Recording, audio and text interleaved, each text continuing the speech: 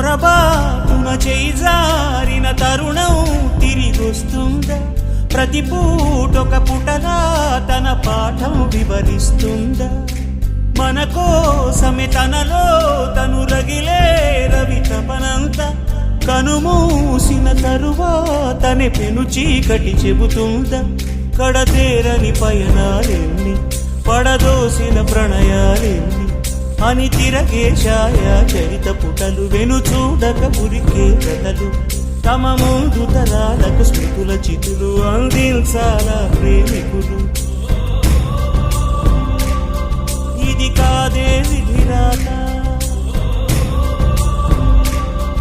అనుకోదేం ఎదురీత. 10 నెలలు తనలో నిన్ను మోసిన అమ్మైనా అప్పుడో ఇప్పుడో తననే